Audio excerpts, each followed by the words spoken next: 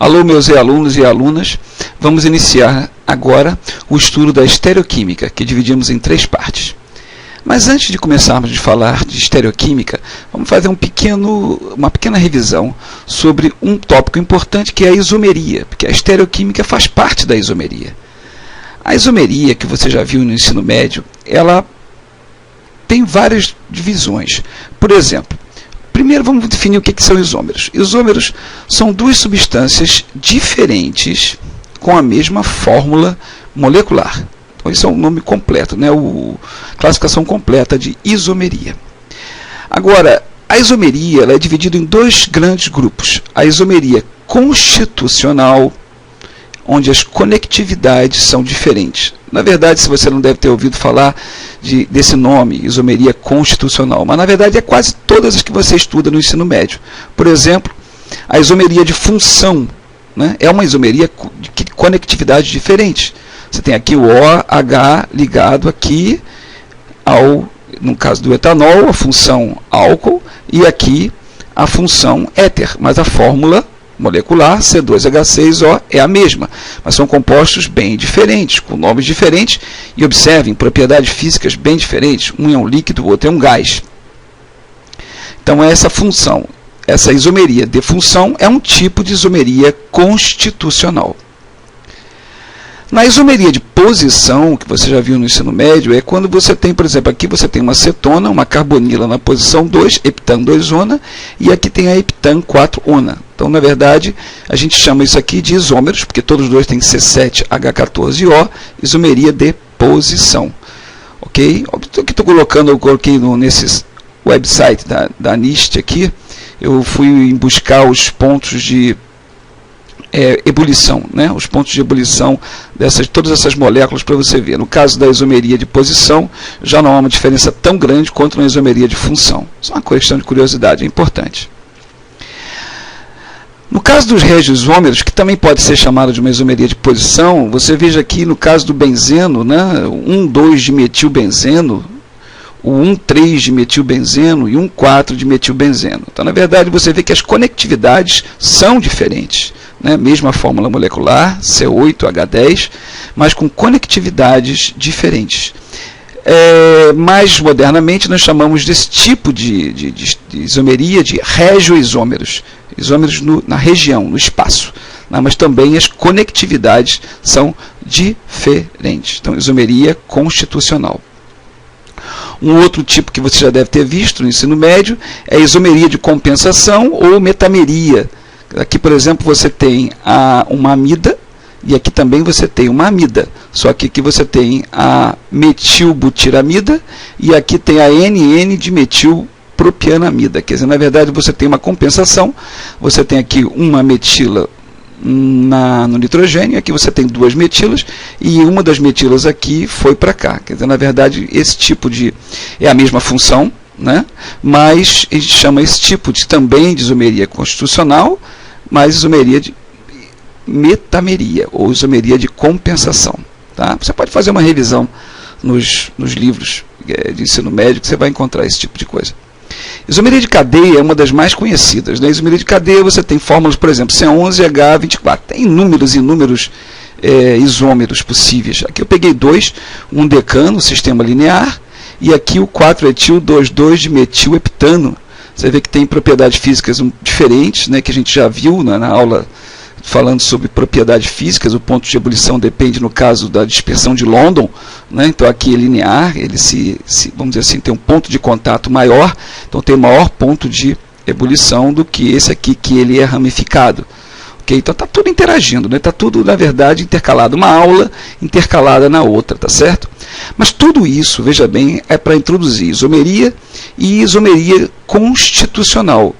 Mas acontece, então, que a isomeria, né, vamos recapitular, são substâncias diferentes da mesma fórmula molecular. E elas são divididas em 2 tipos. Uma, isomeria constitucional, diferentes conectividades. É o que acabamos de ver, né? São todas elas que a gente acabou de ver. Isomeria e metameria, isomeria de compensação, isomeria de função, isomeria de posição, regioisômeros, tudo que a gente viu. E a estereoisomeria, A estereoisomeria é o seguinte: agora você tem que todos os átomos têm a mesma conectividade, porém o posicionamento dos seus átomos tem geometrias tridimensionais diferentes. Então é isso aí. A isomeria é dividida em isomeria constitucional, que mais a gente vê no ensino médio, e a estereoisomeria, que as conectividades elas são iguais, porém os posicionamentos 3D, o posicionamento tridimensional dos átomos, são diferentes, ok? Entre estereoisomeria, a gente pode dividir entre duas partes. A gente pode dividir entre enantiomeria, ok? Enantiomeria são quando as imagens especulares não são superponíveis. A gente vai ver isso mais na frente. Então, você tem então um enantiômero, é uma imagem especular do outro enantiômero. Existe, né? Então seriam dois enantiômeros, uma imagem especular do outro. E eles não são superponíveis, quer dizer, não são iguais. Também, se fossem iguais, não seriam nem isômeros, né? Então, essa seria a enantiomeria. Ou enantiômero, ou um diastereisômero, que é o diastereisomeria, que eles não são imagens especulares uns dos outros. Vamos só dar um exemplo. Né? No caso, nós vamos nos concentrar em estereoisomeria. E, fundamentalmente, a aula de hoje, é a primeira parte, nós vamos falar um pouco sobre enantiomeria. Tá? Enantiomeria, então, uma das características seria, então, os enantiômeros, que seria aqui, no caso, o butan 2-ol, você teria então isso aqui como se fosse um espelho, seria imagem especular não superponível. A gente vai trabalhar um pouquinho, até mesmo com modelinhos virtuais, para você poder visualizar um pouco melhor, que não é um ponto dos mais fáceis, mas é extremamente importante na compreensão da química orgânica e em todas as áreas. No caso dos diastereisômeros, veja bem, esse aqui é um diastereisômero, né? O tipo de estereoisomeria é dividido em enantiômero e diastereisômero. Ah, professor, então tudo que não é enantiômero é diastereisômero, e tudo que não é diastereisômero é enantiômero. É verdade, só tem esses dois tipos. Então, os diastereisômeros, por exemplo, aqui você tem duas moléculas que não são imagens especulares uma das outras. Observe, se você tentar botar um espelho aqui, isso não é, porque esse está para frente, isso aqui está para trás. Aqui está para frente, está para frente. Não é imagem especular. Nem muito menos esse. Se você tentar botar isso aqui no espelho, não vai dar esse. Tá certo? Então, eles não são isômeros, também têm conectividades iguais, posicionamento geométrico tridimensional diferente, mas não são imagens especulares uma das outras. Moléculas diferentes. Então, é um tipo de estereoisomeria chamado de diastereoisomeria. Mas nós vamos nos concentrar mais na enantiomeria na aula de hoje. Observem que sempre os compostos, né, têm que ser logicamente diferentes. Né? Bom, vamos fazer uma definição, né, de quiralidade. Não vamos falar de enantiômeros, temos que falar de quiralidade. E a quiralidade não é uma definição química, é uma definição, na verdade, que vem do grego, que quer dizer mão. Então, quiromancia, aquela questão toda. Então, o que seria isso, então? Quer dizer, um objeto, ou pode ser uma molécula, no caso, ou qualquer coisa, um objeto ou um sistema é quiral se não puder ser sobreposto à sua imagem no espelho, ou à sua imagem especular. Como é que é isso, professor? Então, vem de mãos, quiromancia, você tem uma mão, aqui você tem um espelho, e aqui seria a imagem especular, a imagem no espelho. Então, a mão ela é quiral. Por quê? Bom, por essa definição, inicialmente, a imagem especular não é. Então, se você, olha só, tentar juntar as duas mãos, você pode fazer com as suas próprias mãos, você vai ver que elas não são superponíveis. Você não consegue superpor, mesmo invertendo elas de todo jeito. Então, são imagens no espelho que não são superpostas. Então, a gente classifica essa imagem da mão como quiral. Então, na verdade, por isso vem o nome de quiralidade. Tem uma outra definição, que na verdade ela é mais definitiva para você saber se uma substância ela é quiral ou não é quiral. Uma substância ou um objeto. Um objeto ou um sistema ou uma molécula é quiral quando não possuir nenhum plano de simetria. O que é um plano de simetria, professor? Um plano de simetria é um plano virtual, você imagina ele, que separa o objeto em duas partes iguais. Então, vamos dar uma olhadinha aqui. Olha só, que esse desenho que eu fiz aqui, eu peguei uma mão aqui na internet, e aqui eu tentei desenhar um plano virtual, e você vê que esse plano virtual, ele não é um plano de simetria, porque olha só, essa parte de cá não é igual a essa parte de cá. Então esse plano, né, ele não possui, nesse caso a mão, você pode tentar o quantos você quiser, ele não possui um plano que separa a mão em dois lados iguais. Então ele não possui um plano de simetria. Quando não possuir um plano de simetria, então o objeto ou a molécula, ela é quiral. Essa aqui é a definição que não tem exceção, certo? Qualquer objeto ou qualquer molécula, quando não possuir nenhum plano de simetria, é uma molécula ou um objeto quiral, ok? Então, por exemplo, alguns exemplos de coisas que são aquirais, né? No caso aqui, por exemplo, eu estou pegando alguns orbitais S, P, D, X, Y, D, Z2, então, e todos eles aqui, eles possuem aqui um plano, pelo menos, de simetria. Aqui, ó, mas aqui tem infinitos planos de simetria, né? Todos aqui são planos de simetria, mas aqui tem pelo menos um. Tendo um plano de simetria, é aquiral. Encontrou um plano de simetria, um plano que divide o objeto em dois. Aqui tem um plano de simetria que divide em dois. Aqui eu tenho outro plano de simetria, esse aqui também, mas também eu teria outro plano de simetria aqui, tá vendo? Outro plano de simetria que dividiria em dois. Então, pelo menos dois planos de simetria. Aqui eu tenho um plano de simetria. Okay? Aqui eu teria outro plano de simetria. Okay? Então, basta ter um plano de simetria. Tem um plano de simetria, é aquiral. Não tem plano de simetria, é quiral. Ok? Então, vamos continuar. Vamos olhar aqui duas moléculas representadas, né, dessa maneira, com cores. Então, aqui eu botei assim, verde, azul, vermelho e cinza. E aqui está representando como se fosse um espelho. E aqui seria, então, a imagem especular. Olha lá. Azul com azul, verde com verde, cinza, vermelho com vermelho. Então aqui seria uma imagem especular. Será que elas seriam então superponíveis? Vamos tentar ver primeiro por aqui, depois nós vamos dar uma olhadinha no modelinho virtual, no modelinho computacional. Tá?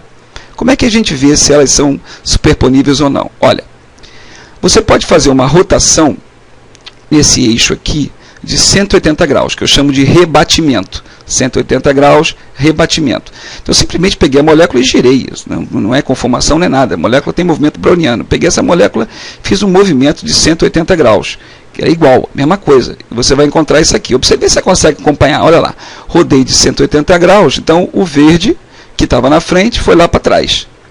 Esse aqui veio para cá, né? E o azul, quando você rodou, estava lá para trás, rodou de 180 graus, veio para frente. Então, isso é igual a isso, só com houve um rebatimento de 180 graus. Agora, eu estou repetindo essa molécula aqui. Vou repetir. Isso aqui é só essa aqui, tá vendo? Verde, verde, verde. Então, olha só. Isso é isso aqui, dá para ver claramente. E isso é igual a isso, só que eu rodei. Agora, eu vou aproximar as duas para ver se elas são superponíveis. Se elas forem superponíveis, elas são a mesma coisa. Né? Se não forem superponíveis, aí no caso eu tenho dois enantiômeros. Então, na verdade, estou tentando aqui ver, vou fazer daqui a pouco um modelinho com vocês, mas olha só, quando eu aproximo, o verde se aproxima do azul. O verde lá atrás se aproxima do azul. Essa bolinha maior e menor é apenas para dar uma visão de tridimensionalidade. Né? Quem está fora do plano, está para fora, está um pouco maior do que aquela que está lá para dentro do plano. E essas duas que estão no plano do papel, elas têm o mesmo tamanho. Ok? Daqui a pouco a gente vai ver no modelinho, acho que você vai conseguir ver com bastante facilidade. Então, elas não são superponíveis. Então, se não são superponíveis, imagens especulares, não superponíveis, elas são enantiômeros, um enantiômero da outra, e essas moléculas são quirais. Essa é quiral e um enantiômero da outra. Aquela outra propriedade, sem ser só a imagem especular não superponível, seria o plano de simetria. Então, observe que esse plano aqui que está no papel, quer dizer, ele teria na tela, na verdade, ele não consegue, que está passando por cima, por esse carbono, e por isso aqui, não divide a molécula em duas iguais, porque olha lá para trás tem o azul e para frente tem o verde. Então, não acontece, não consegue, não é um plano de simetria, tá? Então, esses planos não dividem a molécula em duas partes iguais, não são planos de simetria. nem essa, nem essa. Então não tem plano de simetria. Você pode tentar quantos você quiser, você jamais vai encontrar um plano de simetria aqui. Então essas moléculas são quirais, tanto por uma definição quanto por outra definição. Se você quiser definir uma, mais é o plano de simetria. A molécula não tem plano de simetria, ela é quiral. Ok? Olhar essa molécula aqui, tá? Que seria, no caso, o 1-cloroetan 1-ol, tá? Aqui tem um cloro, tem o OH, hidrogênio e metila. Então veja bem, aqui é um carbono, tá? Que está ligado a 4 grupos diferentes. Então, na verdade, um carbono, quando está sp3, né? Quando está ligado a 4 grupos diferentes, eu chamo de um carbono assimétrico. E quando tem e somente um carbono assimétrico, eu posso jurar, né, que eu poderia dizer assim, que a molécula ela é quiral, ok? Então, quando tiver um carbono, se tiver mais de um, a gente tem que tomar cuidado, tá? Mas vamos dar uma olhadinha em um carbono assimétrico. Vamos dar uma olhadinha aqui, como a gente sempre vem fazendo nas nossas aulas. Vou dar um escape aqui e vou abrir aqui o nosso programinha. Então, está aqui, no caso aqui, eu representando como bromo, iodo, iodo. Ok, aqui seria flúor, cloro, cloro. Então, aqui seria mais ou menos uma imagem especular. Então, vamos ver se elas são superponíveis. Então, como é que eu vou fazer? Eu vou marcar uma delas, ok? E vou tentar superpor de uma forma, né? Vamos tentar superpor uma na outra. De novo, não estou mudando nada, estou só tentando superpor uma na outra. Aqui, aqui, aqui, pronto. Agora vamos ver aqui, ó, tá vendo? Eu simplesmente girei a molécula e vou tentar superpor essa com essa, tá? Então vamos lá, marcar de novo, tentar superpor uma com a outra. Olha lá, não dá para superpor, você não consegue, olha só. Olha lá, vendo? Agora eu vou desmarcar aqui para você ver a cor, olha lá. Porque esse que está para trás aqui, esse está para trás, esse aqui, o iodo, bate com o bromo. E aqui na frente, o bromo bate com o iodo. Aqui tudo bem, flúor bate com flúor, cloro bate com cloro. Mas elas não são imagens especulares, não superponíveis. Então, ela tem a definição de ser quiral. Ok? Legal, né? Esse negócio aqui. Vamos trabalhar para a gente poder enxergar bem essa questão. Vamos voltar à nossa apresentação. Tá? E vamos continuar. Então, nós vimos então que quando uma molécula tem um carbono assimétrico, quer dizer, um carbono com 4 sp3, com 4 substituintes diferentes, eu chamo que a molécula é quiral. O carbono é assimétrico, né? Porque tem gente que fala carbono quiral, mas não é. Carbono é assimétrico e a molécula é quiral. Então, gosto de fazer, pelo menos para vocês guardarem toda molécula que contiver apenas um carbono assimétrico, quer dizer, eu estou definindo, nesse caso, moléculas que tiverem apenas um carbono assimétrico. Estou avaliando, estou estudando elas primeiro, depois eu posso ver outras. Será quiral. Então, se uma molécula tiver um e somente um carbono assimétrico, eu posso jurar que ela é quiral. E a sua imagem no espelho será um enantiômero, tá certo? Vejam quantas vezes puderem esse vídeo, para que vocês possam começar a enxergar um pouquinho esse universo fantástico que é a tridimensionalidade, que não é fácil, mas é extremamente importante. Vou fazer alguns treinamentos. Então vamos dizer assim, essa molécula aqui tem um carbono, só carbono sp3, hein? Então aqui é sp3 é carbono, sp3, aqui é sp2, então aqui eu tenho um somente um carbono assimétrico, então eu sei que ele é quiral. Um carbono quiral, molécula quiral. Um carbono assimétrico, então a molécula é quiral. E professor, que história é essa aqui de S? Ah, vocês devem ter ouvido falar, né? R, S, a gente vai dar essas regras aí, para como é que dá nessa nomenclatura, porque um enantiômero, ele é diferente de outro enantiômero, tem propriedades diferentes, né? Então a gente tem que dar nomes, né? Duas substâncias diferentes não podem ter o mesmo nome. Então, tem um é R, outro é S, 2 enantiômeros. A gente vai falar já mais na frente. Essa molécula aqui que a gente viu, ela é uma molécula que tem um só tem um carbono assimétrico, então ela é quiral. Aqui, um carbono assimétrico, beleza, porque aqui não nem olha, viu, cara? Aqui não tem, aqui é o CH2, CH2, CH2, não tem. Só um carbono que está substituído por 4 partes 4 grupos substituintes diferentes. Então ela é quiral. Ainda não estou definindo nomenclatura RS, tá? Que essa aula vai ser mais longa, mas espero que seja bem útil para vocês. Um exercíciozinho. Classifique cada uma das moléculas como quirais ou aquirais. Eu só quero que você veja se a molécula é quiral ou aquiral. Somente isso. Então dá uma pensadinha. Se você puder dar uma pausada, pausa, depois volta e vamos ver a resposta. Tá? Então olha só. Então a resposta seria então, o seguinte: essa molécula você está para frente, para trás, parece até que ela poderia ser quiral, mas não, ela é aquiral. Ela é aquiral. Por que será, hein? Essa aqui é quiral. Essa é a aquiral. Ó, porque esse grupo é igual a esse grupo. E aqui também você pode ver que né, CH2, CH2, CH2, esse grupo é igual a esse grupo. E aqui também ele é aquiral. Olha, caramba, olha, CH3H parecia quiral, né? Mas é aquiral.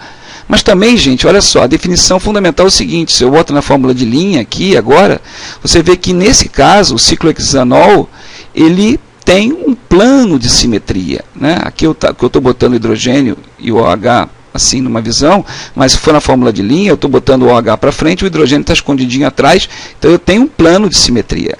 Aqui também, como eu tenho metila de um lado e metila do outro, eu encontrei um plano de simetria. E aqui também eu tenho outro plano de simetria. Tendo plano de simetria, então eu classifico como aquiral. Ok, gente? Então, vamos continuar. Ok. Vamos lá, minha gente. Vamos tentar encontrar aqui os carbonos assimétricos dessas moléculas. Quantos carbonos assimétricos você pode encontrar? De novo, vou brincar. Dá uma pausa. Agora volta. Agora volta e vamos ver a resposta. Tá certo?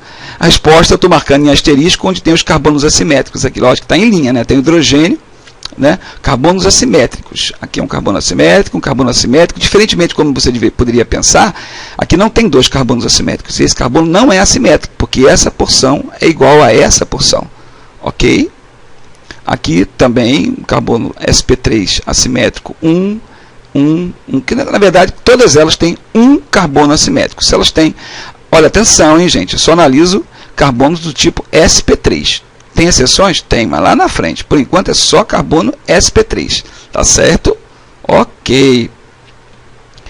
Então, esse caso aqui, eu estou querendo mostrar para vocês que esse carbono aqui não é assimétrico, né? Desculpa, não é assimétrico, porque esse grupo aqui, fundamentalmente, esse grupo aqui é igual a esse grupo aqui. Tá? Então, ok. Então, todas as moléculas que estão aqui são quirais. Tem que trabalhar, viu, gente? Tem um livro que eu disponibilizo para vocês e vocês vão estudando bastante, porque cuidado, hein, gente, porque olha só, às vezes você olha assim, a imagem especular, mas aqui também tem uma imagem especular. Lógico, tudo tem imagem especular. A única coisa que não tem imagem especular são os vampiros, né? É brincadeira, mas é verdade. Aqui o diclorometano tem uma imagem especular, né? Então ela é quiral? Não é que tem imagem especular, é quiral. Não, olha só, porque olha só, se você pegar o diclorometano, rodar de 180 graus, você chega a isso aqui, olha lá. Rodou, CH2 vem para cá, cloro, que é igual a isso aqui. Então, na verdade, são iguais. Tá certo? Então, na verdade, tem que ser um carbono assimétrico. Se tiver um carbono assimétrico, nesse caso, não, tem hidrogênio e hidrogênio. Tá certo? Parece que às vezes pega a gente distraído e a gente erra. Então, tem que dar uma estudada. E, professor, e quando tiver 2 aí, caramba, agora eu tenho um carbono assimétrico e outro carbono assimétrico. E aqui, professor, tem um carbono assimétrico, outro carbono assimétrico. Isso aqui chama-se pseudoassimétrico, não vamos se preocupar agora não, mas tem mais de um carbono assimétrico. Mais de um carbono assimétrico, essas moléculas. E, professor, e agora? Essas aí tem mais de um carbono assimétrico. Pode ser quiral? Pode. Mas essas, em especial, têm planos de simetria. Observe, se você, esse plano aqui, olha lá, esse divide a molécula em 2 porções iguais. Então, aqui é um plano de simetria. Então, na verdade, essas moléculas são aquirais. Então, observe, gente, que a definição que eu dei para vocês é que quando tiver um e somente um carbono assimétrico, eu posso jurar que ele é quiral. Mas quando tiver 2, 3 ou 4, tem que tomar cuidado. Porque se tiver um plano de simetria, em qualquer uma das... qualquer plano de simetria, é aquiral. Tá certo, gente? Vamos acompanhando isso aí. Mas, professor, quais são as propriedades? Vamos falar um pouquinho sobre as propriedades diferenciadas dos enantiômeros, né?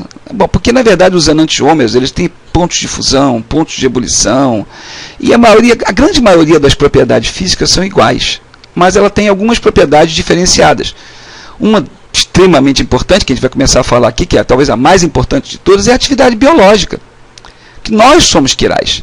Então, por exemplo, vou dar um exemplo para vocês aqui de uma tragédia que aconteceu na década de 50, de 1950, 56, que é a comercialização do fármaco talidomida.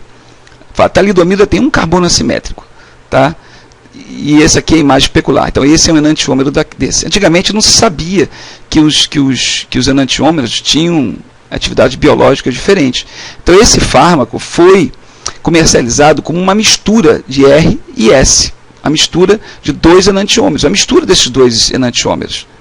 E o problema é o seguinte, um dos enantiômeros tinha atividade contra enjoo, náuseas em mulheres grávidas, e o outro, eles tinham, infelizmente, atividade teratogênica, quer dizer, causava malformações, até mesmo braços mal formados, dedos mal formados, chamados a tragédia da talidomida, né? Então você pode consultar isso na internet e você vai ver que a partir dessa tragédia que aconteceu na Alemanha e depois foi se espalhando pelo mundo e depois parou, quando eles descobriram isso, uma empresa, no caso uma fundação, a Food and Drug Administration, né, desculpe meu inglês, né, Food and Drug Administration, uma empresa americana, ela só permite que um fármaco seja comercializado quando tem mistura de enantiômeros, se você separar os dois enantiômeros e provar que um é o mais ativo e o outro não faz mal. Nesse caso não dava certo.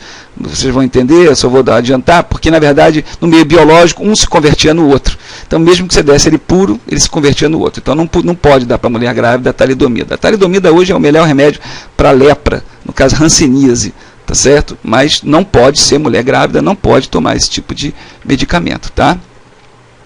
Mas não é só fármaco não. Por exemplo, esse aqui é a imagem especular desse não superponível, no caso o limoneno, né? Esse aqui, um é o S, outro é o R. E o interessante, são enantiômeros e têm propriedades biológicas, nossos receptores são quirais. Então um reconhece, né? O S tem um odor, gosto de limoneno, odor de limão, né? E o R de laranja. Interessante, né? Quer dizer, isso é usado nas indústrias edulcorantes, no caso de indústria de alimentos, né? Engenharia de alimentos, essa questão toda. Então, é extremamente importante conhecer isso.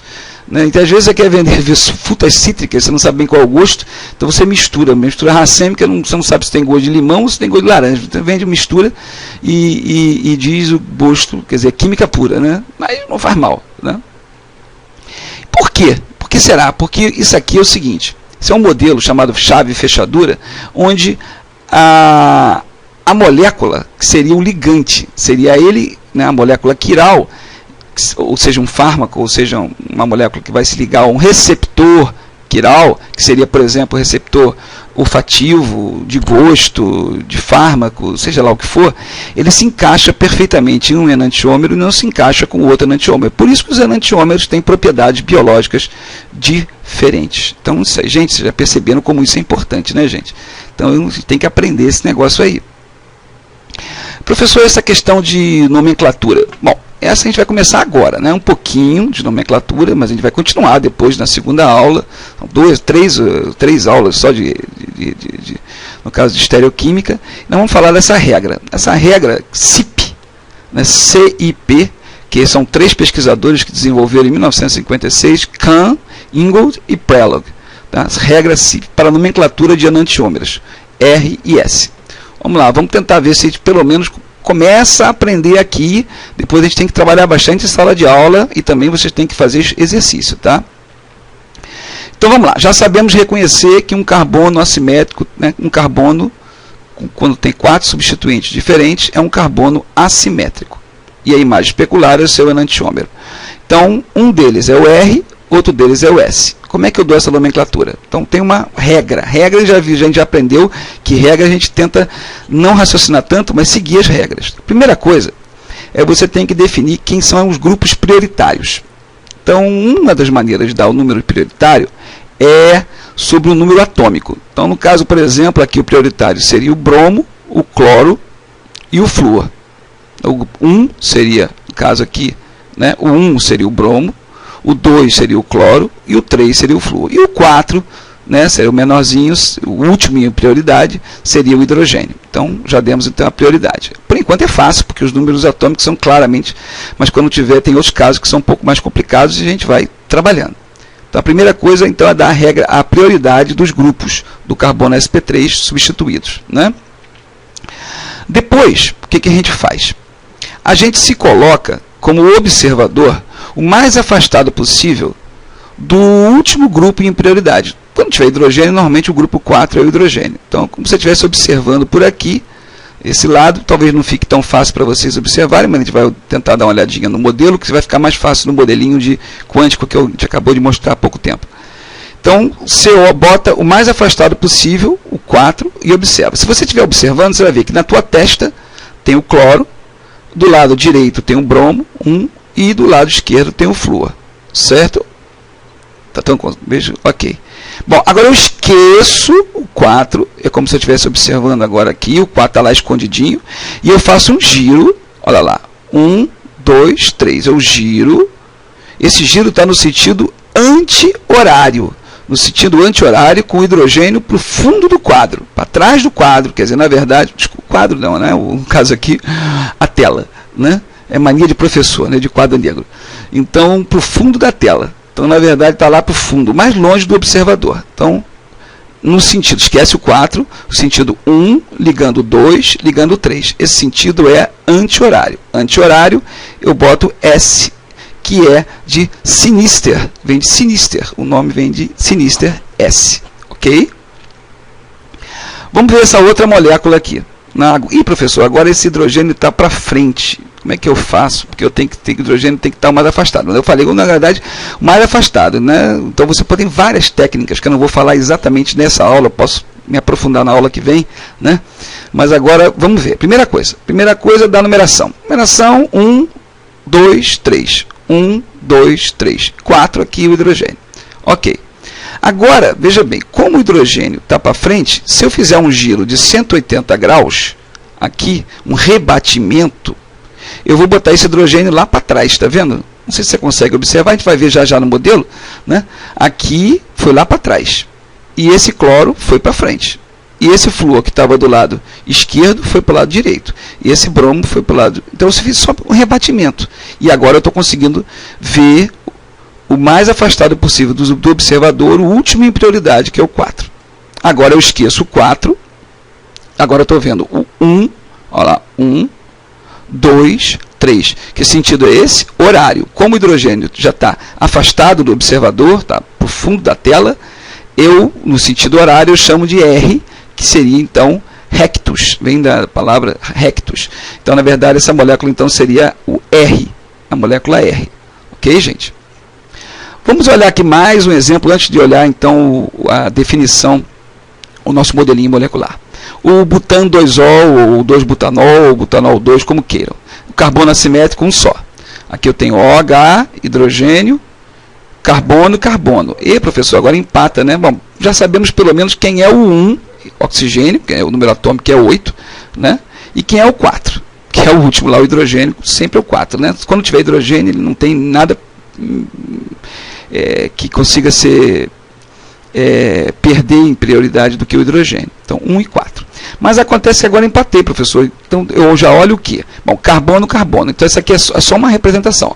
Esse carbono e esse carbono empata. Então, eu sei aqui, 1 e 4. Quem seria o 2 e o 3? Olha, esse aqui, esse carbono, está ligado a carbono, hidrogênio e hidrogênio. E esse aqui está ligado a hidrogênio, hidrogênio e hidrogênio. Então, esse hidrogênio empatou com esse hidrogênio. E esse aqui ainda tem mais um carbono. Então, esse aqui ganha desse. Então, como é que ficou? 1, 2, 3. E o 4 já está para fundo do quadro. Então, eu simplesmente observo agora, 1, 2, 3, esqueço o 4, e dou um giro. 1, 2, 3. Está entendendo, gente? 1, 2, 3. Como o sentido está horário e o hidrogênio está lá para o fundo do quadro, é o sentido horário, então, é o R2-butanol. E o enantiomer dele seria o S2-butanol. Espero que vocês estejam acompanhando bem esse negócio.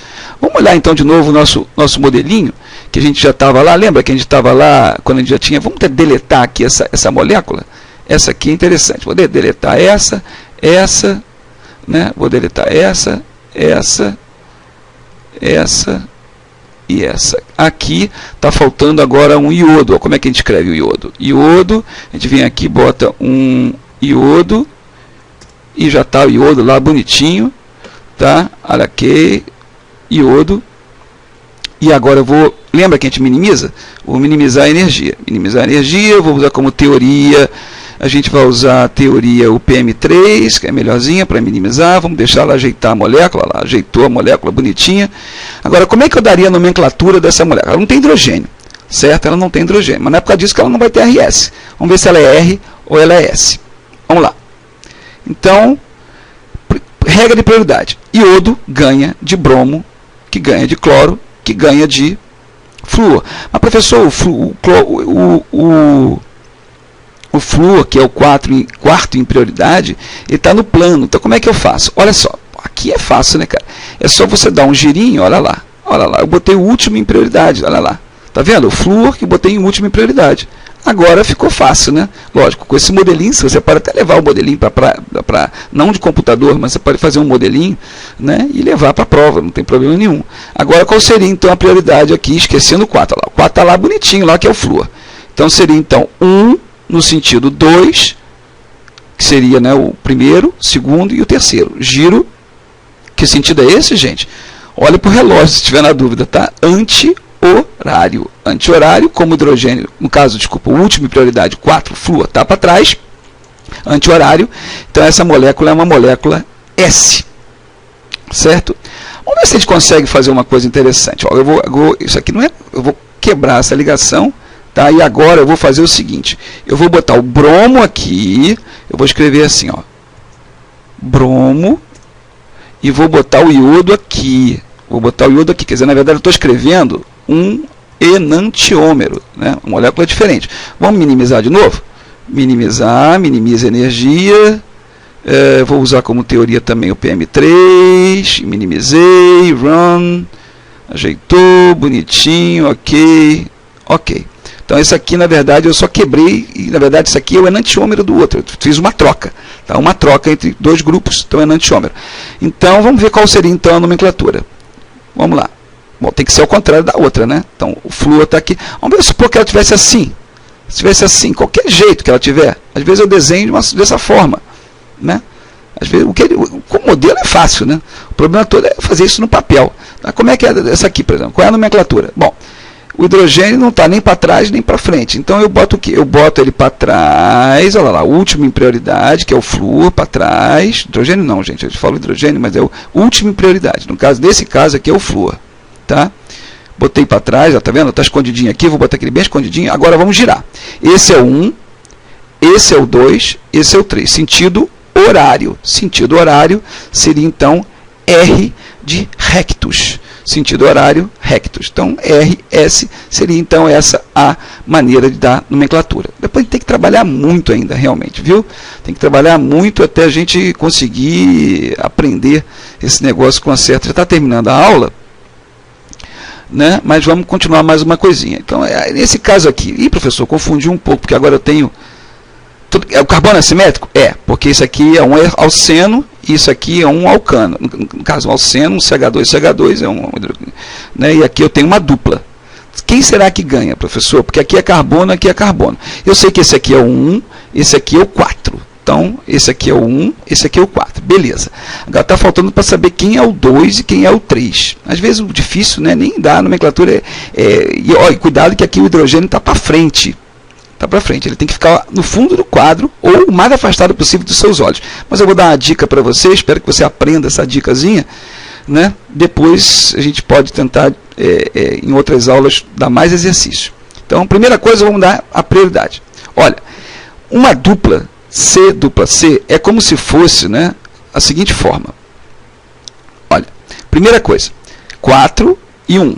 Agora aqui seria como se fosse, aqui é um rascunho, um carbono, ligado a carbono, carbono e hidrogênio. Está vendo? Isso aqui não quer dizer absolutamente nada em química. É apenas uma maneira, você ser dupla, é como se fosse ligado a um carbono, a outro carbono e a hidrogênio. É apenas um rascunho para você se organizar. Então, e aqui, esse carbono é ligado ao quê? A hidrogênio e a carbono. Então, aqui, hidrogênio e carbono empatou, e mais um carbono, então esse aqui ganha. Então, esse aqui, no caso aqui, é o 1, esse é o 2 e esse é o 3. Mas, professor, olha só, agora o hidrogênio está para frente. Olha, isso é uma dica que eu vou dar, o professor Vasconcelos aí vai dar para vocês, o seguinte. Olha, a molécula ou ela é R ou ela é S. A regra diz que o hidrogênio tem que estar para trás. Mas se eu quiser se eu tiver o hidrogênio para frente, vai ser o inverso da regra. Então, olha só, eu apago, deixo ele para frente. Deixo ele para frente, normal. 4. Apago ele. Cuidado que ele está inverso da regra. Agora eu faço um giro. 1, 2, 3. Que sentido é esse? Esse sentido é o sentido anti-horário. Então, o sentido anti-horário seria S, se o hidrogênio estivesse para trás do quadro. Mas não está. Ele está para frente. Como o hidrogênio está para frente, então é o inverso da regra. R. Escutem isso quantas vezes você quiser. Isso é ótimo para moléculas com muitos carbonos assimétricos. Então, você, em vez de inverter a molécula, você pode simplesmente inverter. Quer dizer, quando o hidrogênio estiver para trás, né, o sentido horário é R. O sentido anti-horário é S. Agora, quando o hidrogênio estiver para frente, é o contrário. Né? Você tira é o inverso da regra. Está para frente, agora 1, 2, 3, sentido anti-horário seria S, mas não é, é R.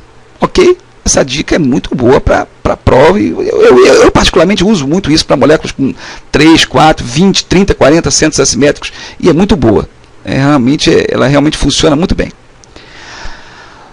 Olha, aqui não vai dar para a gente falar muita coisa, né? Essa aula já está meio longa, mas é importante, não é? A questão de prioridade. Então, o alcino é como se fosse um carbono ligado a carbono, carbono, carbono. Então, ganha o alcino de um alceno, que seria carbono ligado a carbono, carbono, hidrogênio, e de um hidrocarboneto, como se fosse carbono igual a hidrogênio, hidrogênio. Entendeu? É como se fosse. Outro, OH, álcool, é como se fosse esse carbono ligado a oxigênio, hidrogênio e carbono. Ele ganha de nitrila, mesmo que aqui nitrila fosse carbono ligado como se fosse nitrogênio, nitrogênio. Mas até 3 nitrogênio, mas não importa. O número atômico do oxigênio é 8. O número atômico do nitrogênio é 7. Qualquer um deles, tendo o número atômico maior que qualquer um deles aqui, ganha esse aqui em prioridade. Então, é muito importante saber a regra de prioridade para você dar o número 1, 2, 3, 4.